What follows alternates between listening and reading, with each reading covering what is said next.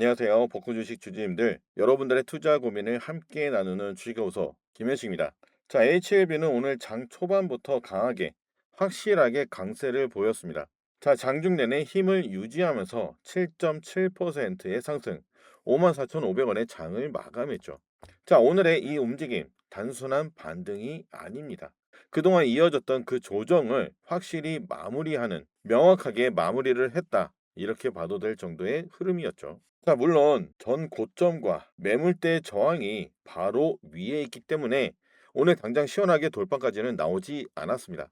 하지만 중요한 건 지난 조정에서 빠졌던 하락분을 하루 만에 전부 회복을 했다는 점입니다. 자, 이건 기술적 반등 이상의 의미가 있는 거죠.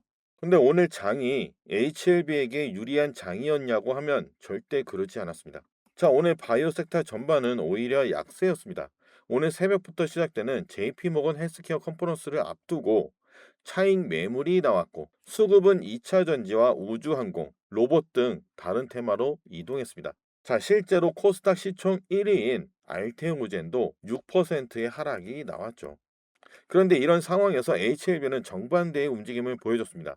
바이오가 약한 날 HLB는 강했습니다. 자, 오늘 HLB 그룹주 대부분이 강세를 보였죠. HLB 본주의 강세와 더불어서 주요 계열사 동반 상승. 그런데 단 하나 지난주 급등이 있었던 HLB 팻만 고점에서 차익 매물로 조정이 나왔습니다. 자, 이 패턴은 굉장히 정상적입니다. 선행 급등주의 조정과 본주 중심의 재집중. 자, 이건 그룹 전체 흐름이 한 단계 위로 이동할 때 자주 나오는 구조입니다. 자, 오늘 거래량은 전일 대비 2배 이상이었습니다. 자, 그래도 어느 정도 의미 있는 거래량이었죠. 왜냐하면 단순 반등이 아니라 의지가 살린 매수가 들어왔다는 뜻이기 때문입니다. 자, 수급을 보면은 외국인은 순매수, 기관도 순매수를 보였죠.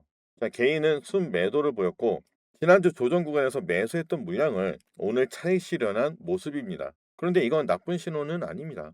오히려 개인이 수익을 실현할 수 있을 만큼 주가가 회복됐다는 의미겠죠. 더 중요한 건 기관의 수급입니다. 그동안 연일 순매도를 보였던 금융투자와 연기금, 사모펀드가 이 주체들이 오늘 순매수로 전환을 했습니다. 확실히 조정은 끝났다라고 판단했을 그 가능성이 큰 것입니다.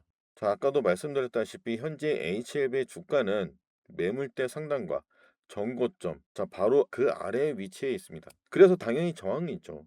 하지만 거래량이 동반됐고 외국인과 기관이 동시에 들어왔고 하루 만에 하락분을 회복했습니다. 자, 이 조건이면은 돌파 시도를 할 자격 충분한 자리입니다. 지금 현재 애프터 마켓에서도 이 가격을 계속 유지를 해 준다면은 내일 추가 상승 그 가능성은 충분히 열려 있습니다.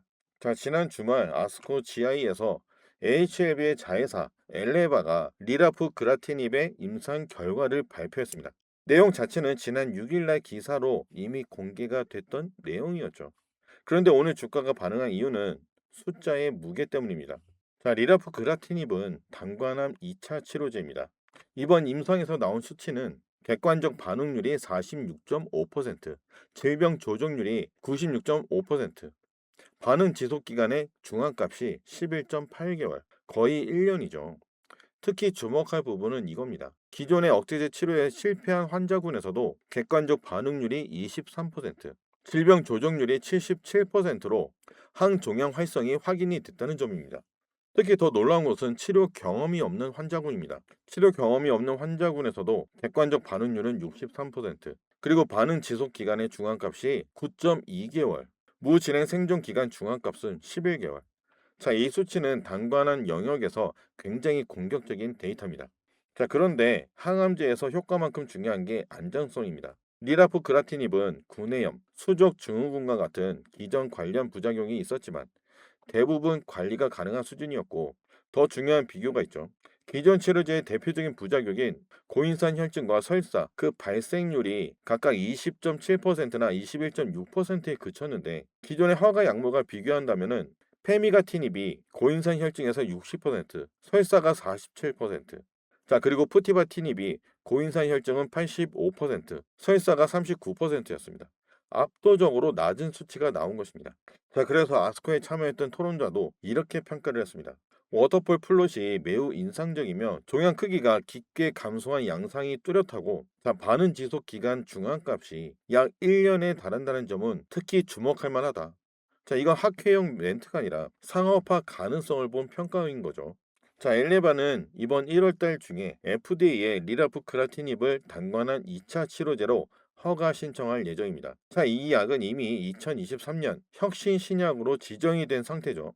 그래서 임상과 허가, 상업화 이 흐름이 이제 실제 일정으로 빠르게 들어갈 수 있다는 겁니다. HLB는 이제 단간암을 넘어서 암종 불문의 항암제로 확장을 계획하고 있습니다. HLB는 오늘 바이오가 약한 날, JP 모건을 앞두고 차익 매물이 나오는 날, 정고점 저항이 바로 위에 있는 이 자리. 이 모든 조건 속에서도 7% 이상의 상승을 했습니다. 그리고 그 배경에는 실질적인 임상 데이터, FDA의 허가 일정, 기관 외국인의 수급의 변화, 이런 게 함께 있었던 하루였습니다. 이런 종목들은 뉴스 하나 보고 하루 움직임을 보고 혼자서 판단해서 대응하기가 굉장히 어렵습니다. 왜냐하면 다음 변수가 계속해서 튀어나오기 때문입니다. 제 텔레그램에서는 계속 HLB 대응을 해드리고 있습니다. 추천도 나갔고 매일 장중에 중요한 정보나 시황도 공유드리고 있죠. 단순히 HLB 브리핑 해드릴 거니까 들어오세요가 아니라 그동안 반복적으로 매달 꾸준히 수익을 만들어 온 그 방법들을 공유해드리면서 함께 시장을 이겨보자는 겁니다. 주식은 한번 크게 맞힌다고 이기는 게 아닙니다. 작은 수익이라도 제때 챙기고 위험한 구간에서는 피하고 그 과정을 반복하면서 계좌를 수익이 쌓이는 그 구조로 만들자는 겁니다.